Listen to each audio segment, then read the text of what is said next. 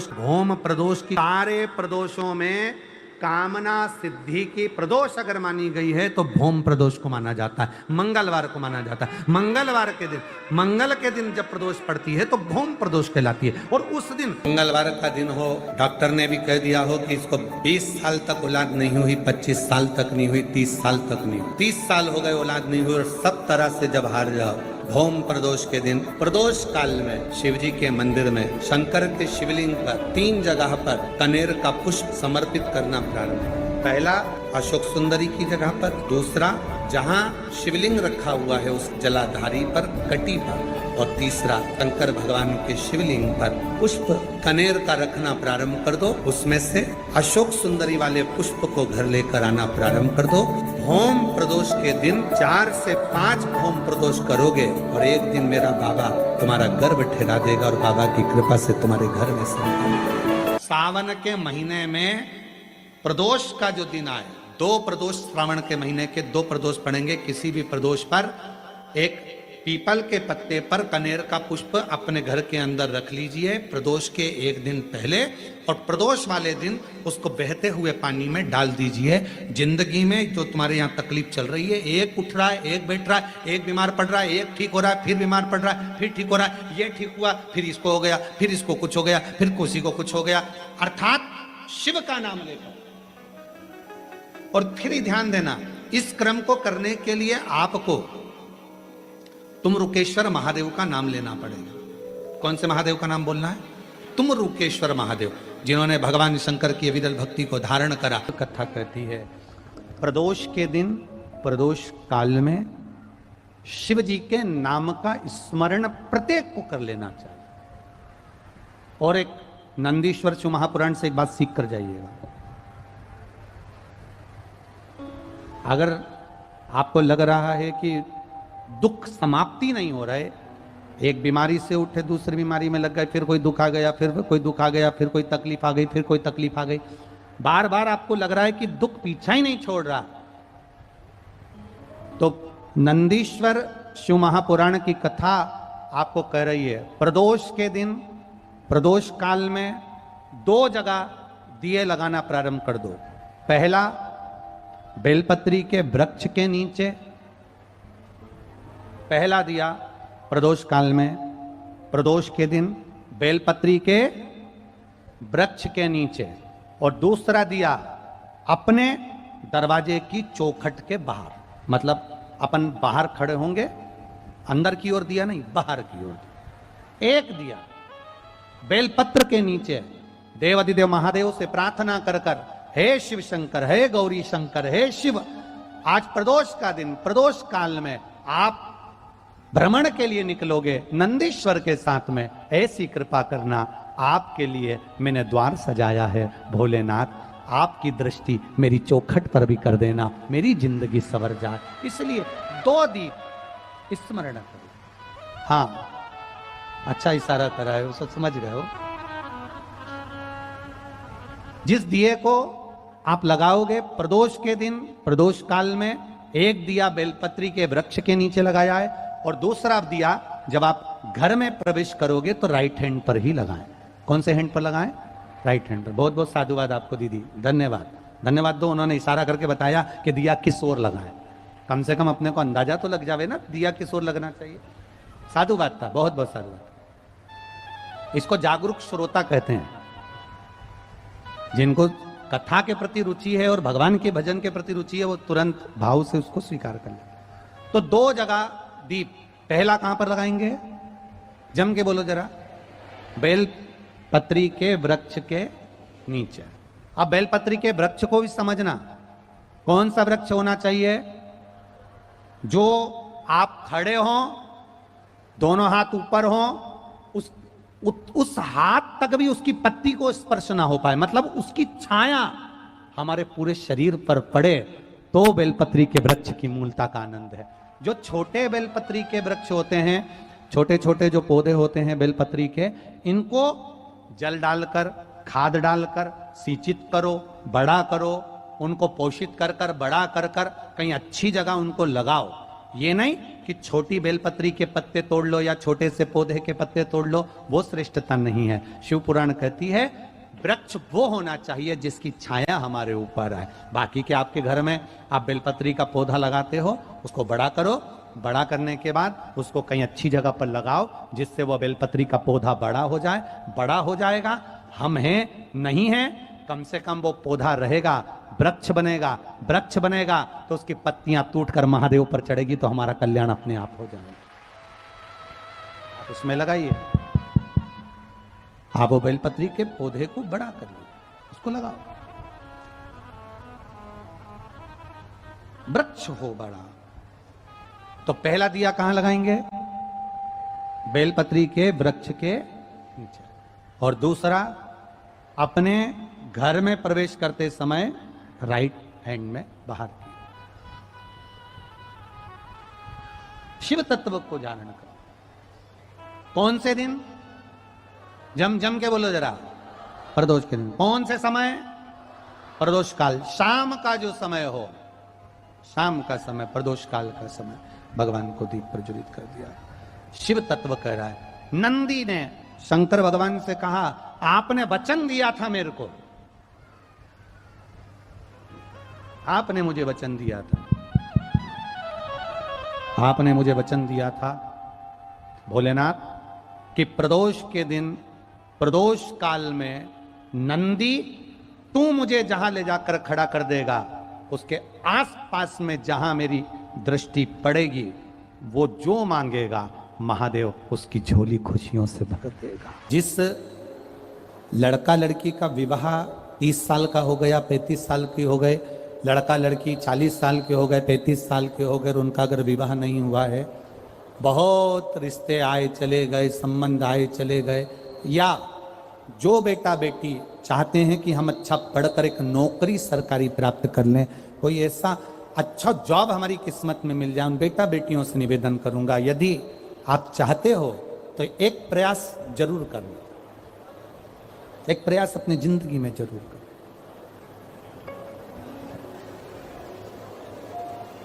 शिवलिंग समझ लेना जरा अच्छे से। शिवलिंग जलाधारी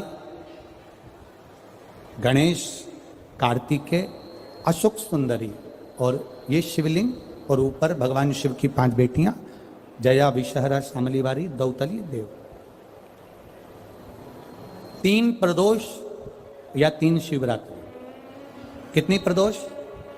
3 या 3 शिवरात्रि। मेरा बेटा बेटियों से निवेदन है, जो अच्छी पढ़ाई कर रहे हैं मेहनत करो, अच्छा पढ़ो, और मेहनत के साथ में जब कंपटीशन एग्जाम में बैठने का समय आए, 3 स्थान जहां पर आपको, प्रथम अशोक सुंदरी, अशोक सुंदरी की जगह पर जब आप बेलपत्र समर्पित करेंगे तो डंडी का मुख जहां से पानी बहता है उस स्थान पर रखेंगे। दूसरा, शमी का पत्ता, शमी का पत्ता। दूसरा, शमी के पत्र को देवादिदेव महादेव पर जब आप समर्पित करेंगे तो उसका डंडी का मुख भी जहां से जल बहता है उस ओर रखेंगे। और तीसरे नंबर पर है आंख का पुष्प। एक पुष्प होता है आंख का सफेद, और एक पुष्प होता है हल्का सा नीला।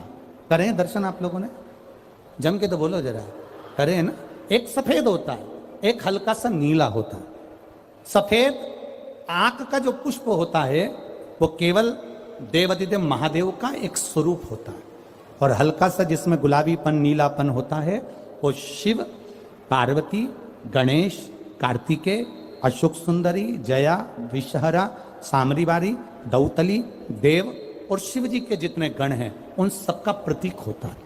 तो तीसरे नंबर का जो आंख का गुलाबी कलर या हल्का नीला सा जो पुष्प होता है, उस 5 पुष्प का गुच्छ मां जगत जननी का जो स्थान है जलाधारी, जहां अगर आप इधर बैठे हो तो उसकी विपरीत दिशा, इधर बैठे हो तो उसकी विपरीत दिशा, इधर बैठे हो तो उसकी विपरीत दिशा, विपरीत दिशा में उस पुष्प को समर्पित करना है। अच्छी पढ़ाई करो, अच्छी मेहनत करो, और मेहनत के साथ में जब कंपटीशन एग्जाम के लिए जा रहे हो उस जगह पर सीए की पढ़ाई भी कर रहे हो, चाहे किसी भी पढ़ाई में लगे हो, मेहनत के साथ में बाबा देवादिदेव महादेव को 3 प्रदोष या 3 शिवरात्रि आप दिल से बाबा को समर्पित कर कर, बाबा से प्रार्थना कर कर अशोक सुंदरी पर चढ़ाई हुई बेलपत्र को वापिस लेकर आइए। जिस विद्या स्थल पर आप पढ़ाई करते हो, जिस कमरे में आप रहते हो, वहां उस बेलपत्र को 3 प्रदोष की या 3 शिवरात्रि की बेलपत्र रखिए। जिस समय बाबा आपकी नौकरी लगा दे, ये 3 बेलपत्र एक साथ किसी भी प्रदोष पर शिव जी को समर्पित करिए। ये शिव तत्व है। आप मेहनत करें, खूब मेहनत करें, कंपटीशन एग्जाम के लिए जितनी कोचिंग कर सकते करो, मेहनत करना उतना करो, जितना करते उससे 4 गुना ज्यादा करो, और उसके साथ में देवादिदेव महादेव से प्रार्थना, तेरा ही दिया मैंने खाया पिया है, तेरा शुक्रिया है, तेरा शुक्रिया है। अब जिनका मंगल विवाह नहीं हो रहा, 30 साल हो गए, 35 साल हो गए, 40 साल हो गए, उनके लिए भी वर्णन आता है। एक बेलपत्र, एक शमी पत्र, और महाराज वही आंकड़े का पुष्प 5 अपने हाथ में लेकर, बेलपत्री का वृक्ष जो होता है उस वृक्ष के नीचे उसको रखकर शंकर भगवान के मूल मंत्र का स्मरण करते हुए, चाहे तो आप पंचाक्षर करें, चाहे आप षडाक्षर करें, चाहे आप श्री शिवाय नमस्तुभ्यम करें, केवल जो जल का पात्र है उस जल के पात्र से 5 बार जल समर्पित कर कर, बेलपत्री के वृक्ष की 7 परिक्रमा कर कर, बाबा से प्रार्थना कर कर, उस पत्ती पुष्प को लेकर वापिस सजाएं, पूजन वाली जगह पर उसको रख दीजिए, और बाबा कृपा करेगा, जितना जल्दी होगा उतना मंगल विवाह आपका पक्का कराएगा, ये निश्चित है। बेलपत्र का पूजन, कहीं दूर जाने की जरूरत नहीं है हमको भगवान को पाने के लिए। तुम्हारे घर के पास में जो शिवालय हो, तुम्हारे घर के पास में जो देवालय हो, हम वहां भगवान की आराधना करें, हम वहां आराधना। शिवलिंग का स्मरण आप करेंगे, बीच में जो एक मोटी सी लाइन होती है, इसको अशोक सुंदरी कहते हैं। सब लोग दर्शन करें, जम के बोलो जरा, करें। अशोक सुंदरी की जगह जहां पूरी हो जाती है, उसके बीच में शिवलिंग और उसके बीच में थोड़ी सी जगह खाली आती है। करें दर्शन, समझना जरा बहुत अच्छे से। जैसे ये अशोक सुंदरी की जगह है, हम निवेदन करेंगे आस्था चैनल वालों से भी और एलईडी वाले भी, जिन जिनको एलईडी पर आप दर्शन करा रहे हैं वो पूरी तरह से कराएं। गणेश जी का स्थान, षडानंद कार्तिकेय का स्थान, अशोक सुंदरी का स्थान बीच में। अशोक सुंदरी का जो स्थान पूरा हो जाता है, वहां से लेकर शिवलिंग के बीच में खाली जगह आती है। करें दर्शन आप लोगों ने, खाली जगह आती है।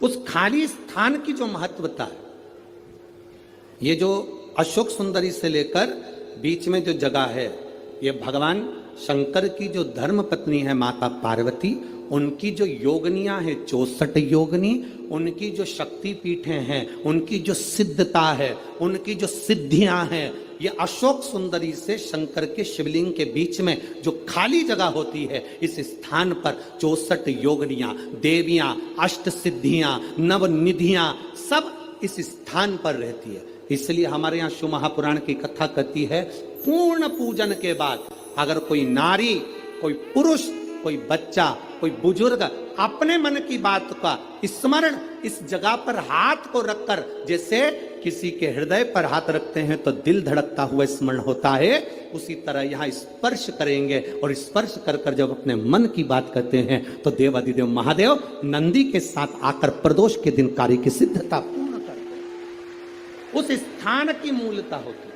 वो स्थान समझ में आएगी ना जगह।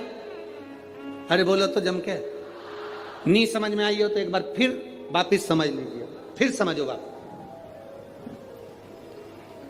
स्थान देखिएगा, अपने को भगवान की कृपा से यहाँ नागपुर में शंकर जी का शिवलिंग कोई ना कागज का बनाकर यहाँ जो भेजा, ये काम बाबा की कृपा से आप लोगों के स्मरण के लिए आया। देखिए जरा, गणेश जी का स्थान, कार्तिकेय जी का स्थान, बीच में ये आ गई अशोक सुंदरी की मोटी सी लाइन।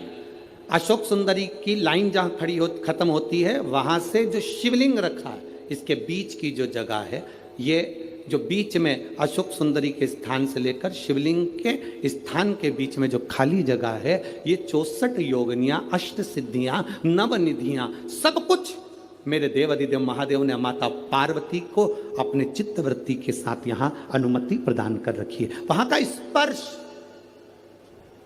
वहां का मात्र स्पर्श और हमारे दिल की बात। शंभो। आप में से कितने लोग हैं जो पार्थिव लिंग का निर्माण करते हैं? काय में बनाते हो? पात्र में। पात्र के अंदर जब शिवलिंग का निर्माण करते हो तो सबसे पहले नीचे एक बेलपत्र रखा, रखते हो? एक बेलपत्र। क्यों? कहते हैं जब हमने शिवलिंग बना लिया, पूजन चालू कर दी, पानी डालना प्रारंभ करा, ये तो मिट्टी है, धीरे धीरे पानी चढ़ते चढ़ते गलने लगती है। जब मिट्टी गलने लगती है, शिवलिंग थोड़ा थोड़ा थोड़ा थोड़ा खंडित होने लगता है। मन में आता है कि हमने शिव जी की पूजन करी, शिवलिंग मिट्टी का था, गल रहा है। शहद चढ़ाने से, दूध चढ़ाने से, जल चढ़ाने से, अभिषेक करने से मिट्टी गलने लगी है, शिवलिंग खंडित होने लगा है। शिव महापुराण की कथा कहती है, पार्थिव लिंग को, मिट्टी के शिवलिंग को जब हम बेलपत्र के ऊपर निर्माण करते हैं, पार्थिव शिवलिंग बनाकर पूजन करते हैं, तो वो मिट्टी का शिवलिंग अगर गल भी जाए, टूट भी जाए, पानी में बह भी जाए, तो याद रखना वो कभी खंडित नहीं माना जाता, वो अखंड ही माना जाता। जब तक आपकी पूजन चलेगी तब तक वो अखंड ही माना जाएगा, जब तक उसका विसर्जन नहीं होगा। उसकी विसर्जन नहीं होगा तब तक वो अखंड कहलाए। शिव तत्व कह रहा है, भगवान शंकर का पावन चरित्र कह रहा है। एकांबरेश्वर महादेव कांचीपुरम में, तमिलनाडु में, भारत की भूमि पर दुनिया के सबसे विशाल मंदिरों में, जो विशाल मंदिरों की गणना होती है, उन विशाल मंदिरों में सबसे बड़े मंदिर की गणना में कांचीपुरम का, ये तमिलनाडु का मंदिर एकांबरेश्वर महादेव का आता है। एकांबरेश्वर, जहां पर पाषाण का शिवलिंग नहीं है, जहां पत्थर का शिवलिंग नहीं है, जहां सोना और चांदी का शिवलिंग नहीं है, जहां हीरे पन्ने का शिवलिंग नहीं है, जहां पर मिट्टी का पार्थिव शिवलिंग की पूजन होती है। अब जरा विचार करिएगा, गुरुजी क्या बात कर रहे हो? ये पार्थिव शिवलिंग, मिट्टी का शिवलिंग जहां एकांबरेश्वर महादेव के मंदिर में पूजा जाता है, वहां क्या वो शिवलिंग मिट्टी का फटा नहीं होगा? क्या उसमें दरार नहीं पड़ी होगी? क्या वो मिट्टी का शिवलिंग बेकार नहीं हुआ होगा? हम जब पार्थिव शिवलिंग का निर्माण करते हैं तब उस समय उसमें हम बहुत से पदार्थ डाल देते हैं। आप कुछ डालें ना डालें, दो चीजें मिट्टी के अंदर अवश्य डालें, एक मक्खन या दूध या गाय का, जम के बोलो, घी, और दूसरा भस्म। ये दो चीजें क्यों डालना चाहिए? कि शिवलिंग अच्छा बनेगा, शिवलिंग पक्का रहेगा, दरार नहीं पड़ेगी, उसके लिए डालना चाहिए क्या? ना ना ना। पार्थिव शिवलिंग का निर्माण करने वाले दो चीजों का स्मरण अवश्य रखें। पहला, मिट्टी के अंदर जब हम मक्खन, दूध या गाय का घी डालकर शिवलिंग का निर्माण करते हैं, जिसके घर में वंश नहीं बढ़ता, 20 साल, 25 साल, 15 साल, 12 साल हो गए हों, और जिसके घर में बच्चा ना हुआ हो, हम उनसे भी निवेदन करेंगे कि प्रत्येक प्रदोष, प्रत्येक शिवरात्रि, हर महीने प्रदोष आती है, हर महीने शिवरात्रि आती है, प्रत्येक शिवरात्रि, प्रत्येक प्रदोष को आप मिट्टी के अंदर मक्खन या गाय का दूध या गाय का घी, देसी गाय का मिलाकर शिवलिंग बनाकर उसकी पूजन करना प्रारंभ करें। 1 साल पूरा नहीं होगा, भले 20 साल हो गए होंगे, पर आपका गर्भ जरूर फेरेगा, ये निश्चित। भले 20 साल हो गए, 22 साल हो गए, 25 साल हो गए, डॉक्टर ने मना कर दिया नहीं होगा, फिर भी आप बाबा पर भरोसा, बोल बम का नारा है, बाबा है। आप विश्वास के साथ शिव की आराधना करिए। गाय, देसी गौ माता का दूध, मक्खन, घी, ये हमारे मिट्टी के अंदर मिलाकर जब हम शिवलिंग का निर्माण करते हैं तो हमारा वंश बढ़ता। दूसरा, भस्म।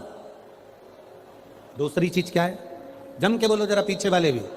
पहले नंबर पर है मिट्टी में मिलाया गया मक्खन, घी या दूध। दूसरे नंबर पर है, जम के बोलो जल्दी से, भस्म। ये दूसरे नंबर पर। भस्म का प्रयोग शिवलिंग का जब निर्माण करें, पार्थिव शिवलिंग जब बनाए, मिट्टी में थोड़ी सी भस्म जरूर मिलाए। भस्म किस चीज के लिए होती है? भस्म किसके लिए धारण कराई जाती है? तो महाराज शिव महापुराण की कथा कहती है, जब शरीर में कोई बड़ी बीमारी आने वाली होती है, आप एक साधारण सा प्रयोग कर देखिएगा अपने जीवन में। एक साधारण सा प्रयोग, जब आपको लगे कि डॉक्टर ने बोला है कि कोई बड़ी बीमारी का चांस बन रहा है, कोई बड़ी बीमारी होने वाली है, आप थोड़े दिन तक देवादिदेव महादेव का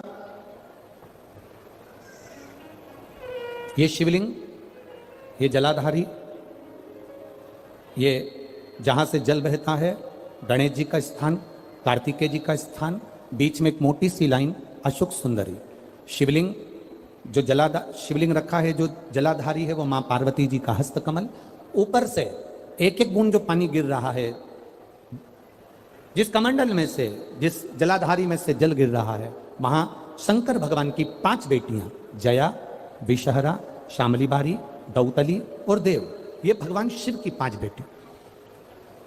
जब आपको लग रहा है कि मेरी जांच होने जा रही है, जब आपको लग रहा है कि मुझे डॉक्टर को दिखाने जा रहे हैं, मुझे लग रहा है कि कोई बड़ी बीमारी ना निकल जाए, अल्ट्रासाउंड करा रहे हैं, एक्सरे करा रहे हैं, उससे पहले घर में अगर थोड़ी सी भस्म रखी है, उस भस्म को जब आप जल चढ़ाने के लिए शिव जी के मंदिर में जाओ, हॉस्पिटल में दिखाने के लिए जांच कराने जाओ, उससे पहले एक काम जरूर करना, शंकर भगवान का जहां शिवलिंग रखा है, उस शिवलिंग के पास में भस्म का लेपन कर देवादिदेव महादेव पर 1 लोटा जल समर्पित कर उसी भस्म को अपने कलेजे पर, अपने हृदय पर लगाकर देवादिदेव महादेव का पंचाक्षर मंत्र नमः शिवाय, षडाक्षर मंत्र ओम नमः शिवाय या श्री शिवाय नमस्तुभ्यम बोलकर फिर आप जांच के लिए चले जाओ। कोई बड़ी बीमारी तुम्हारी जिंदगी में निकल ही नहीं सकती। भस्म भस्म हो, भस्म का काम क्या? हमारे रोग को, हमारी बीमारी को, हमारे आने वाले जो रोग हैं, जो बीमारी है, जो तकलीफ है, उसको समाप्त करती है भस्म का।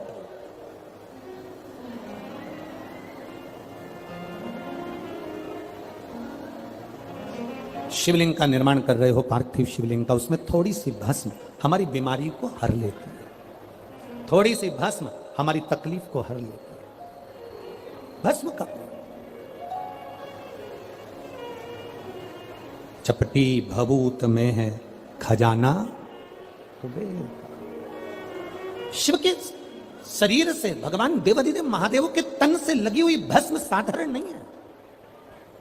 भस्म को चढ़ाने वाला भी साधारण नहीं होता और भस्म को लेने वाला भी साधारण नहीं होता।